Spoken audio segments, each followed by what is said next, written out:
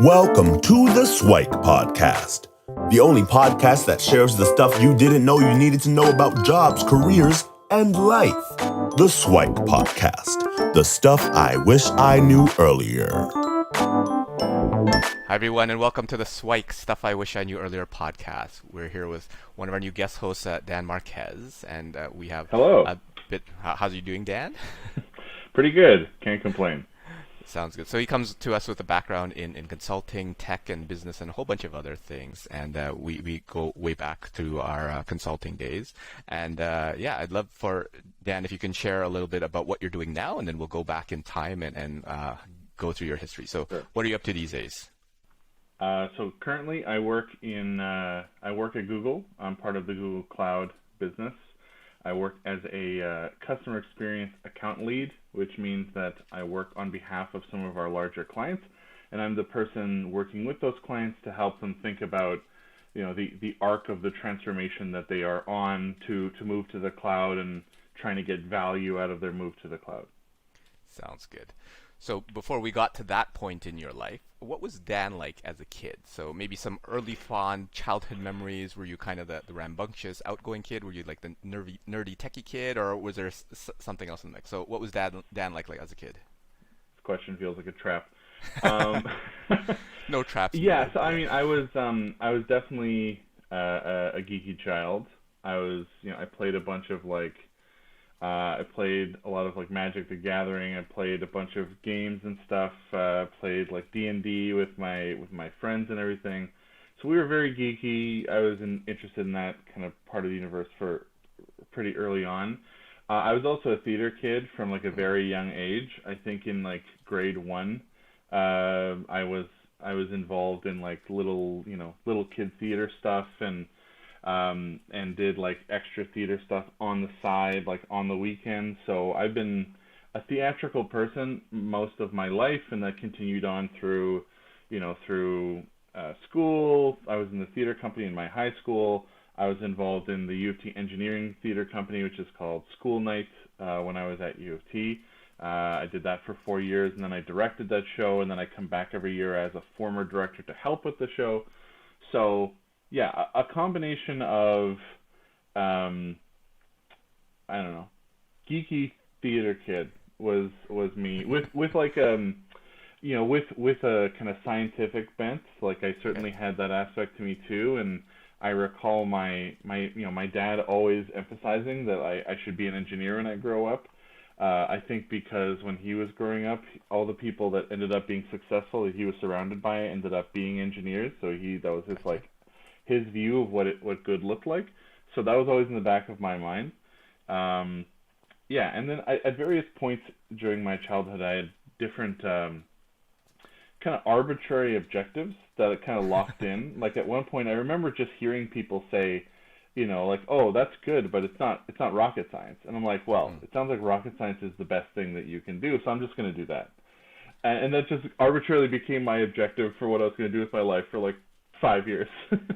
So yeah, I think that honestly that's the way that I've approached a lot of goal setting in my life, and it hasn't necessarily been the best way to do it, but it wasn't the worst either. Setting your sights on some arbitrarily lofty objective and then falling a little bit short of it still usually ends up landing you somewhere pretty good. So.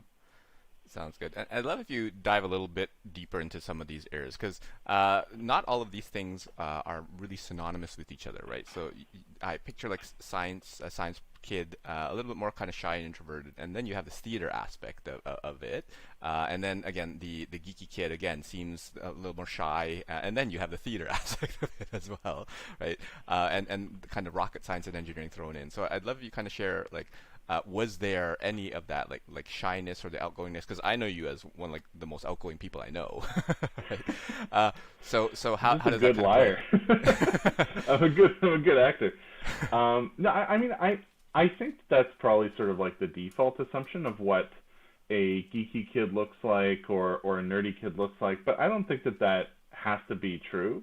Mm-hmm. I think that if you think of a lot of some of the more famous geeky people, they're pretty outgoing people that have combined geekiness and nerdiness with other things and ultimately kind of brought that towards a successful result. I think I've always been, and it's come through into my professional career. I've always been someone who is both like interested in like what's underneath something, but also interested in like distilling that down and simplifying it, right? Like I think when I was a kid, I would always say like, I'm not afraid of any problem because all I need to do is take some big giant problem and just like tear it down into its component parts, and then I can solve it that way. Right. So I guess that probably gave me like courage that I hadn't earned, but it also changed the way that I approached problems and thought about problems. And similar was true of like, public speaking or being on stage, whatever. Like I just viewed it as something that I can break down into its like, I don't have to be afraid of it because it's like this big scary thing. I'm just like, well, I'm delivering this line. I'm like focusing on this character. I'm highlighting this aspect of my experience. I'm just sharing it with people. I happen to be on a stage, and I think that I don't think those things are incompatible at all. I think that's probably just a misconception. Yeah, I really want to kind of test kind of that default assumption because there are lots of stereotypes on there, and there's always sides of the spectrum. So I just want to kind of poke into that because I know that you're quite different than the typical. Well, and I do think back. If there's one thing that I suspect played a role in this, when I was pretty young, like my parents gave me a lot of like extra education, especially on stuff like math and science. And like like the crunchy grilling you on like your multiplication tables and just like to the point where things like math become muscle memory. I think that has played a meaningful role because I think a lot of kids that go and they look at math and science and they get scared about it. It's because it's not a comfort space, right? I see it nowadays in my professional environment. I see a lot of executives shy away from technology and digital change and all these topics, not because there's not value there, but because they're fundamentally foreign concepts, right? They don't understand it. They don't know how to engage with it on an intuitive level, and so they shy away from it, even to their detriment. And I think that as kids, people do that with math and science, and they're like, well, it's not cool. Well, no, if you knew how to do it well, and you would like it. And then it would be interesting because it's all about puzzles. And like, that's me in a nutshell. I'm just always doing puzzles all the time, right? Like when I'm working, it's all like trying to solve problems and like break down complexity. When I'm not working, I'm playing board games, I'm doing escape rooms and stuff. So, I think once you get past that hurdle, it makes this stuff like easy and interesting. And then it opens up all these doors. But a lot of people I think don't end up getting there, which is too bad. For sure. It reminds me of a quote where there's no such thing as problems, only puzzles to be solved. So it's one of those things that there's always an answer. It's whether or not you want to dig into it. I'd love if you chat a little bit about like that confidence that you had. Was it kind of nurtured through like the math, the science tutoring, or did you always have it as a kid, or like is there some combination of that? I don't know if you can recall. No, I mean I think. Well, I think like being up on stage and doing acting and stuff. When you're like too young to know that you're supposed to be afraid of it, helps, right? Because it's just like it implicitly builds a connection between like being in front of people is not a scary thing, and it's just like it's built into you as a kid. And then the same with like learning all this math. It's like, okay, well I did all this stuff. Now when I go and do it in a classroom, it's like super straightforward to me, and I don't understand why everyone is so stressed out. I think that these things build like fundamental confidence in yourself that you're not registering. You're just like, well, I don't know why everyone is so worked up about all of these things.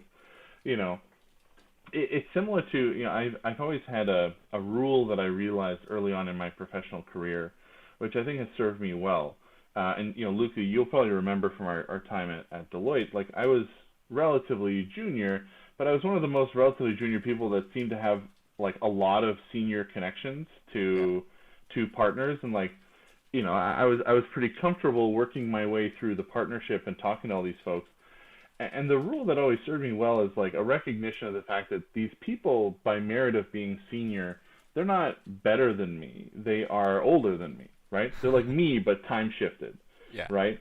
And now some of them are straight up better. Like I'm not pretending that there aren't people that are better than me, right? Sure.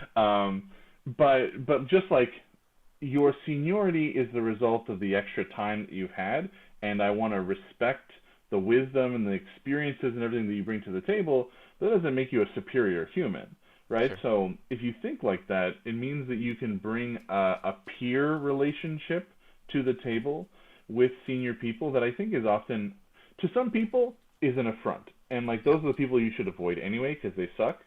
But to the people that really matter, it's refreshing because it's like, I'm coming to the table. I know that you are bringing your expertise and your depth of knowledge and everything. I'm bringing fresh perspectives, and I'm not afraid to tell you about them. Right.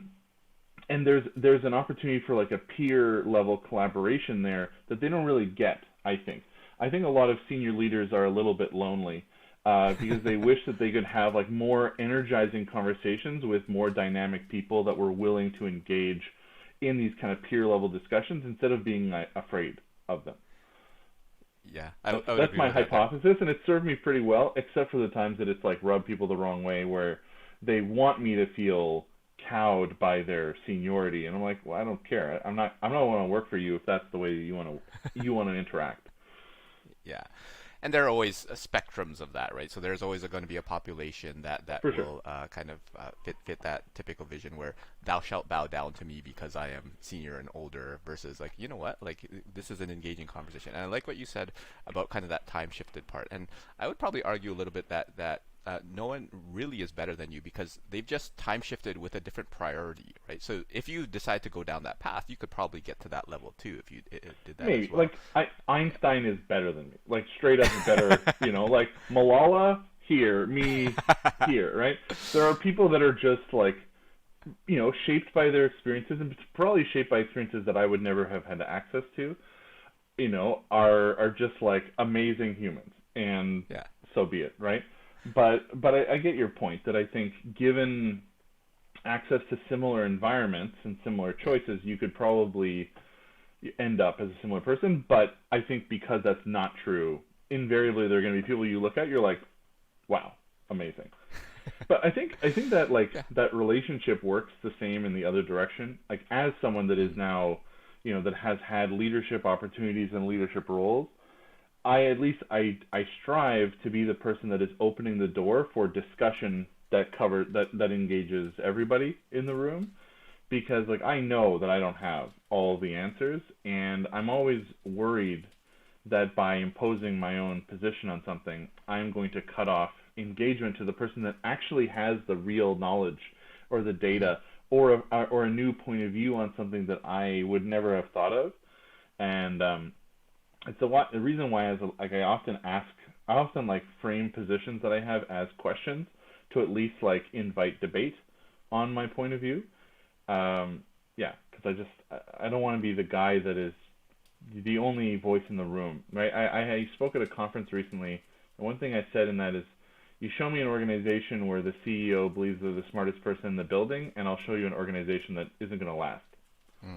Right? And I think if you can't harness the collective brain power and intelligence and passion and everything of everybody, if it's all just like a spin cycle around one person, like you can't compete in the market if you're not tapping into the full potential of all of your people, or at least the good chunk, the smartest chunk.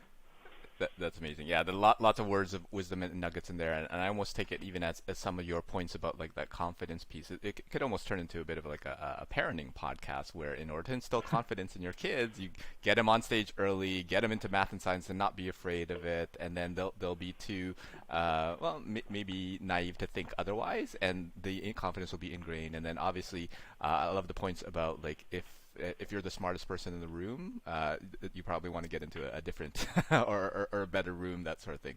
It reminds me of that sort of quote. But I love we kind of connect back to your history, because there would probably be a ton of deep dives in here. But if we talk about you on your path to kind of your engineering stream. So you mentioned that your dad kind of planted the seeds early on, and what was that trajectory like? So you were acting and you were so like through high school I was I went to an art school in Vancouver, but I also had like AP classes, so I was kind of doing this dual pathway of I was doing like a lot of theater stuff, but I was also in like AP calculus and science and math and everything, right? So I had a joint passion for both things.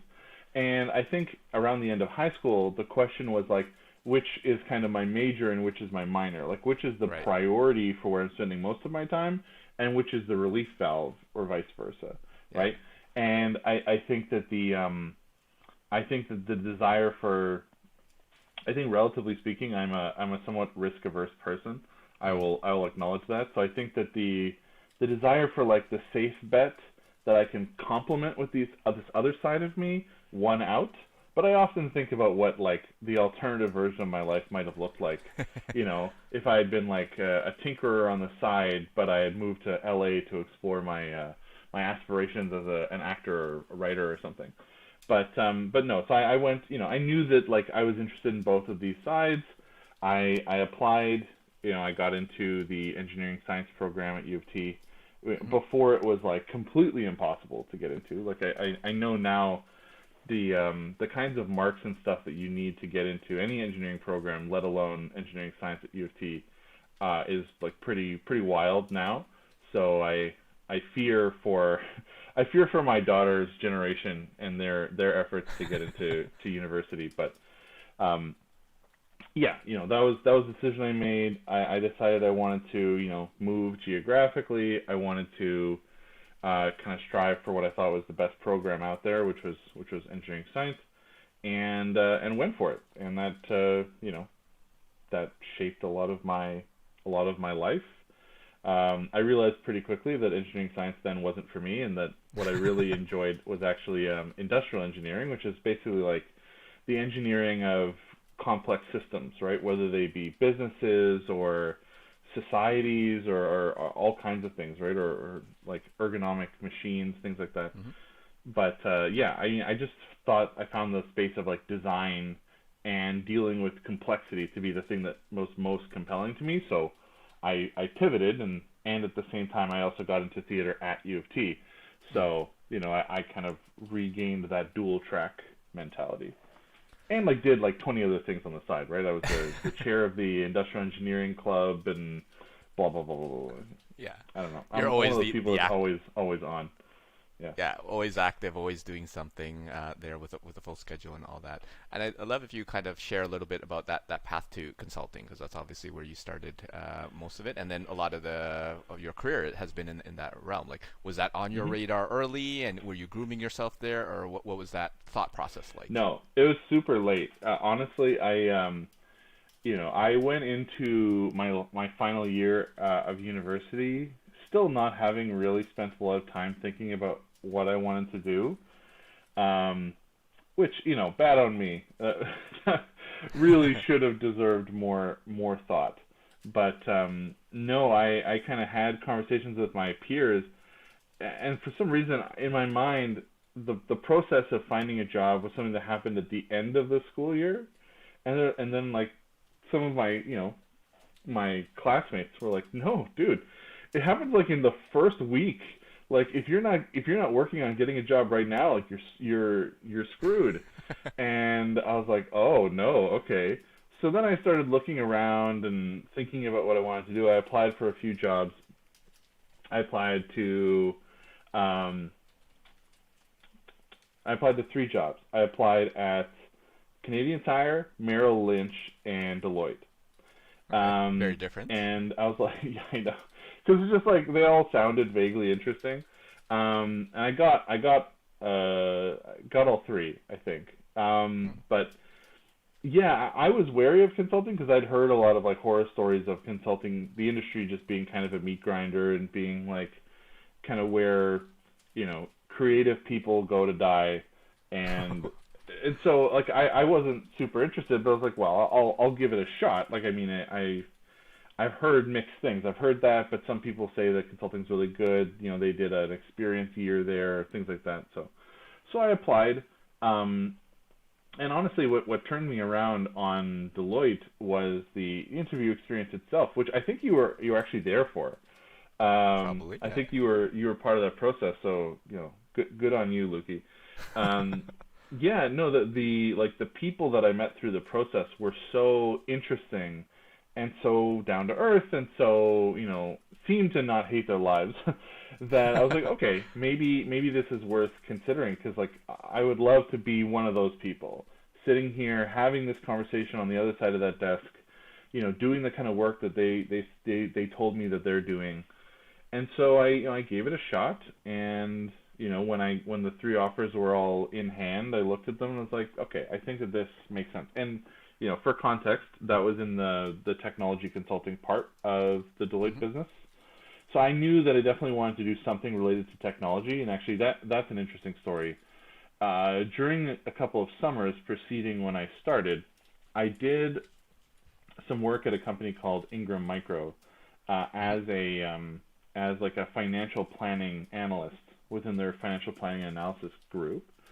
I did that for 2 summers, and I worked with a couple of really amazing people. Greg Cummings is namely the main guy. I worked with a bunch of amazing people that really gave me the latitude to kind of like make the role whatever I wanted it to be, with the objective of like just help us find opportunity, find efficiency. So I ended up kind of becoming their data wizard, and being the person like running Excel spreadsheets and Microsoft Access databases and stuff to like crunch data and find insights that could be applied to the business. And I was good enough at it that they hired me back just to do that. And that's when my first real professional epiphany was like, wow, technology when applied well is kind of like business magic. Like, why, if you had the ability to literally apply magic to your business, right? Like if you had a magic wand to wave on parts of your company, what kind of crazy leader wouldn't take advantage of that, right? Like that would be insane. And so that was the realization that the kind of like scale of value that great technology can generate is like orders of magnitude. It's tens, hundreds X what you put in. And so it's like, okay, anything I do is going to be centered around the idea of I want to change businesses with technology. And so that, that was at the core. All 3 of the roles I had applied for were all kind of centered on that in one form or another. But I thought at Deloitte I'd have the opportunity to do that the most. And that's how I got into consulting. I just wanted to work at the intersection of those 2 concepts. Yeah, and I'd love if we explore a little bit about kind of that decision process between the other 2. So was it really just one-sided where Deloitte was the hands-on winner, or was it like, you know what, I'm not sure, maybe, and it's kind of hemming and hawing a little bit, or what was the decision process between the 3? Yeah, I mean, so I think the backdrop was the interview at Merrill was not very good. Whereas the people, I could see myself as one of the people I interviewed with or was surrounded by when I was at Deloitte. The Merrill one was like very adversarial. It was like, it was not a good vibe, right? Like I value culture very highly in terms of like where I choose to work.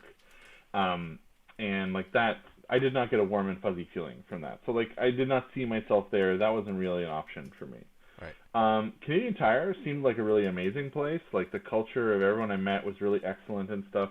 So that between those 2, it really came down to the nature of the role.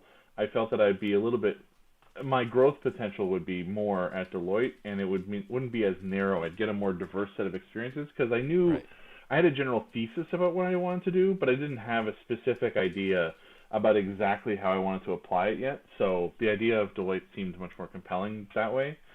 And then on top of it, like I would be lying if I said that I didn't value like brands and recognize the value of a brand in terms of like how it attaches to your own personal brand and the career equity that you're able to accrue. And so, I mean, I thought, the Deloitte brand is going to be a meaningful one to have in my pocket. And I think that's been something I have valued as I've moved through all the stages of my career.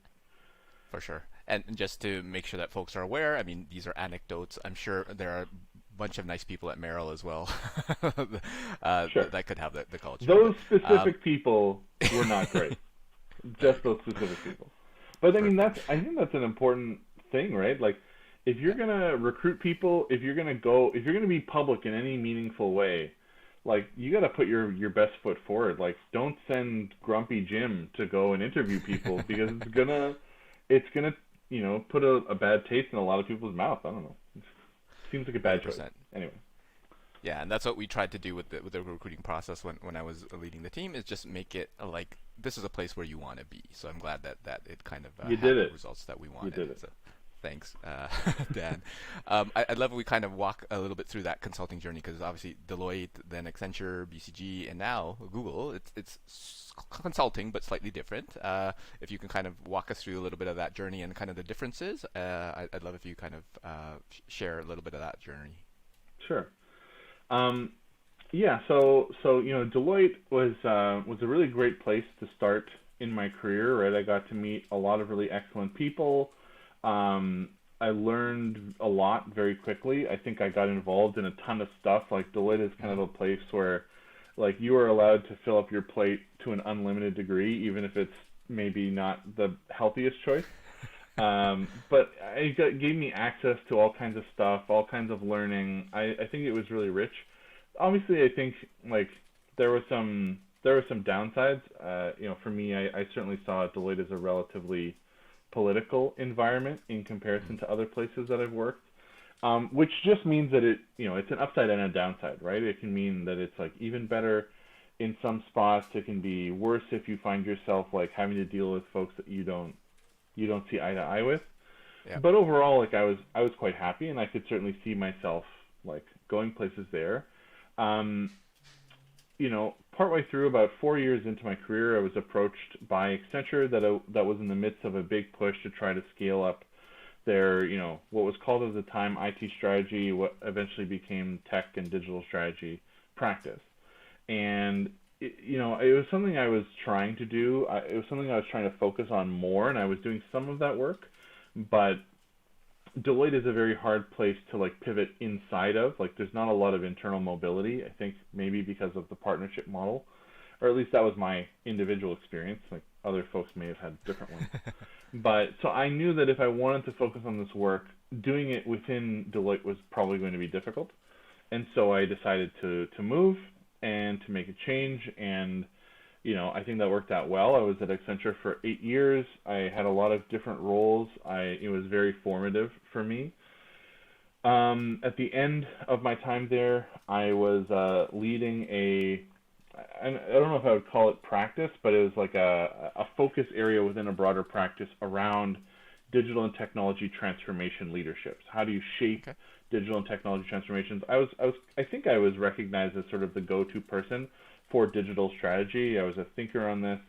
I was a member of a program they created called the Innovation Fellowship that was actually really, really fantastic. It gave a handful of leaders like myself the latitude to kind of go and explore a space that they thought was important and do research and engage a team. And I did a lot of my work around the idea of like, why do companies that get disrupted, what could they have done to be more resilient proactively to disruption? And I did a whole series of articles on it called the Gospel of Resilience. And so that was great. And then I decided that I needed another change about 8 years into Accenture, and I had another decision to make. Right, so I took my time. I put a lot of feelers out in the market. I was exploring like at least a half dozen different options. One of which was, a couple of other consulting firms, including BCG, where I ultimately ended up. I was talking to folks in venture finance. I was talking to a couple of other tech companies. I was talking to a mid-sized corporation that was looking for a chief digital officer. So a lot of different potential roles. Timing-wise, it ended up that I had the BCG offer and a couple of other offers on the table at the same time, and I felt that like the place where my net potential for growth would be highest was at BCG. And I think MBBs are an interesting set of organizations to work for. Like, the growth potential, the learning potential is amazing. Being surrounded by so many like ultra smart people is a fascinating place to be, and I learned a ton in my time at BCG, like especially about how you prioritize value, how you really think about not just going after things that are good or nice to have, but what does real value actually mean for this organization? How do you make sure it's lined up with what the company is trying to accomplish? And then how do you go from not just talking about it or targeting it to actually running it to ground and like capturing it and getting it on your books?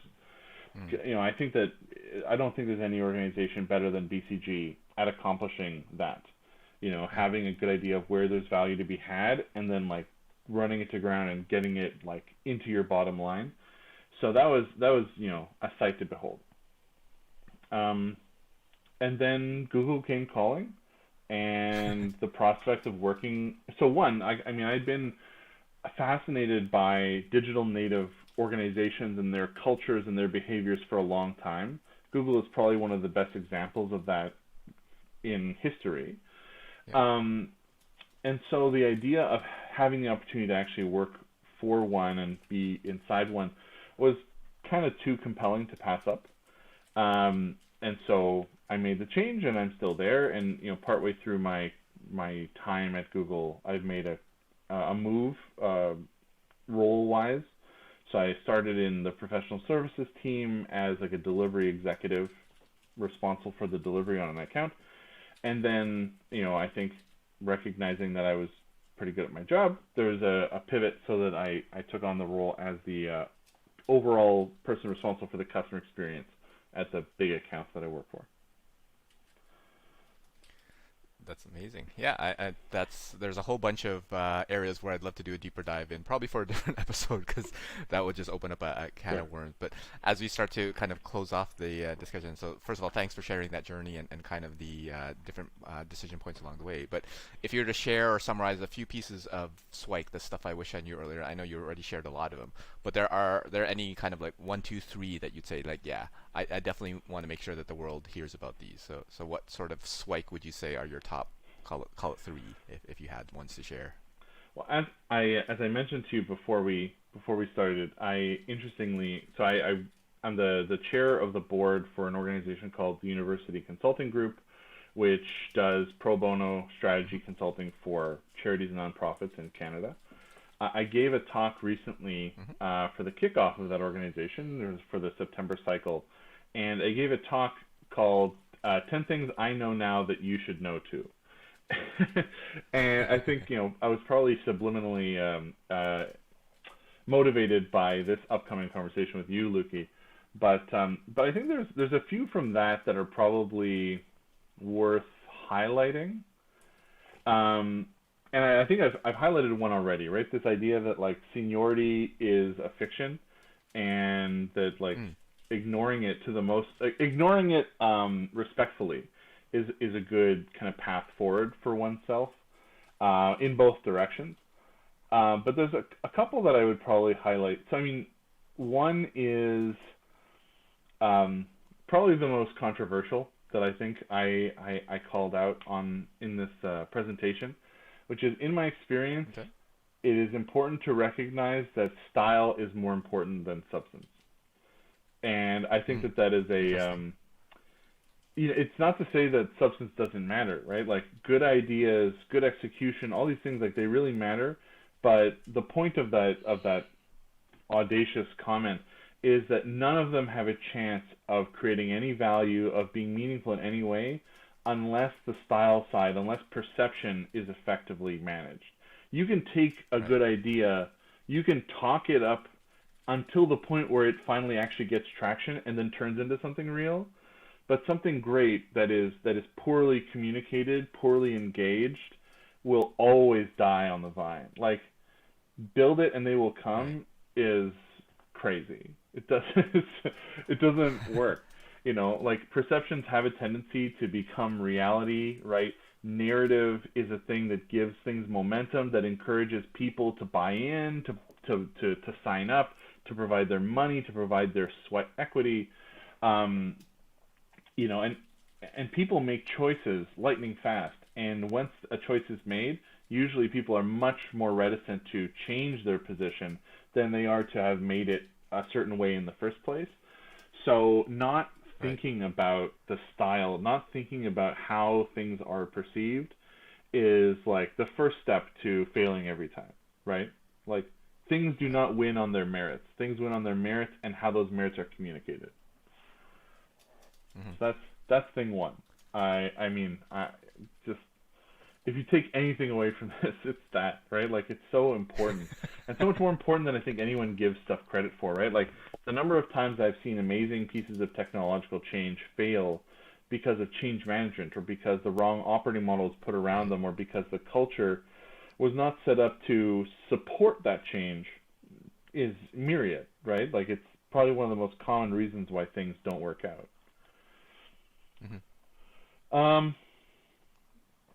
I think, I alluded to it, right? Culture is so much more important than I think in every, for yourself.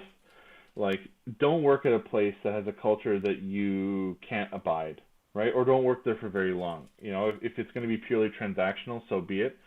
But, like, a bad culture, it, like, grates at your mind, at a willingness to engage, at your ability to harness energy and apply it. Great cultures are, for me, they are indicated by a lack of that cognitive dissonance that comes with mediocre cultures. I don't know if you know what I mean, but when you hear leaders say one thing, but then the structures in the organization seem to be forcing you to do something different, right? That's a poor culture, where the intent and the structures don't line up with each other is a poor culture, right? And it just forces you to, like, work harder to accomplish your everyday stuff. That's what creates burnout, right? Amazing cultures, it's very hard to burn out in an amazing culture. In a terrible culture, burnout is almost a guarantee, inevitably. The last one that I often think about is, decision making is so much more important than I think people appreciate, right? Like, good decision making, which means it's made at the right time by the right people that are well informed, that have access to the necessary information and insights. That's the lifeblood of organizations and of individuals, right? Like, the ability to make a good decision and to be comfortable with the decision that you make. Yeah, it's just, I think it doesn't get enough recognition for how important it is. And, like, the organizations that I've seen that are really amazing, they invariably tend to be the organizations that have an outsized ability to make good decisions where they need to be made, right? So, like, do they empower the frontline worker to make a choice on behalf of the customer in real time without repercussion? Are leaders that are making big long-term strategic decisions, are they making them on instinct, or do they have real data to back up their decisions that they're analyzing appropriately, right? Like, it's a huge differential, but often it gets overlooked because, like, well, I'm a smart person, this sounds right to me, I'm going to go for it. But so often you see the opposite, right? You see a bunch of, like, smart, well-off people sitting around a room talking about what the experience should look like for this, like, single mother that makes, $40,000 a year, and it's like, well, you have no lived experience to inform you about what that person wants. Did you even ask her? No. So those examples, I see them over and over and over of, like, poor decision-making practices, and it's usually indicative of mediocre organizations, or organizations that are setting themselves up for, unnecessarily hard times. All right, that's it. Good. Those are my three pearls of wisdom. That's perfect. And what I took from that is, for the last one on the decisions, is having the data. And part of empowering the frontline workers is they have the data, right? They know what their customers want. Yeah. So empower them to do that, which I think is amazing. And it's not necessarily like crunchy culture. data the way we think about it, right? Yeah. They have the context. They have the insight. Right. I mean, there was, like, a famous story of Tim Hortons from years ago where, like, a frontline worker at a Tim Hortons gave a Timbit to a little kid that was having a bad time. For a customer, the mother came in every single day, and it's like, hey, Susan, looks like your kid's having a bad time. Here's a Timbit, and then that makes all the difference. And then she got fired for stealing, and it's like, come on, you got to know that that's not a good idea, right? And, like, anyone would intuitively look at that and understand it's a bad idea, but the systems and structures they had in place made it impossible for that good decision to be made. For sure. I mean, it's context is king in those types of situations. On the one for culture, what I took from that is you got to make sure key indicator is folks that walk the walk. There's congruence in there where people do as they say versus they say something and then something else happens. Yeah. That's definitely important. And then the one on style, I'm reminded of like a Peter Drucker quote where he says that businesses are just marketing and innovation, and that's kind of the same thing, like style versus substance. So the marketing is really like, if you can bring it out to the world and communicate it well, that will really help things be adopted easier. So I think a lot of great advice. So thanks, Dan, for joining us. And if folks want to reach out to you and maybe hear a little bit more about kind of future aspirations, what are some things in the future that folks can look forward to hearing from you, and where could they reach out and connect with you? Yeah, so I am findable on LinkedIn pretty easily. I'm Marquez D on LinkedIn. That's usually the easiest way to get in touch with me or to engage with me. We'll link to that. But I have a whole series of articles I've written in the past on a variety of topics like effective decision making, kind of the future of like digital organizations, how organizations can be more resilient to disruption. A lot of these topics I've explored in written forms on my LinkedIn page. And there's some other topics that I am planning on covering in one form or another down the road, especially the decision-making one. So I think that those are things you can look for, but I'm always interested to engage with folks that like are curious about these topics or have their own perspectives and want to engage. So feel free to reach out to me that way. Sounds good. And maybe we'll see you in a theater production later on in the future. Maybe. I mean, I would, honestly, I would love to. I think, my days on the stage have probably passed me by, but I still like to do a lot behind the scenes in terms of like writing and directing where I can. So. Sounds good. So thanks so much, Dan, for joining us and sharing your story, and hopefully we'll have you back for a future episode. Yeah, that sounds great. Thanks, Luki. Thanks for the invite. Thanks, Dan.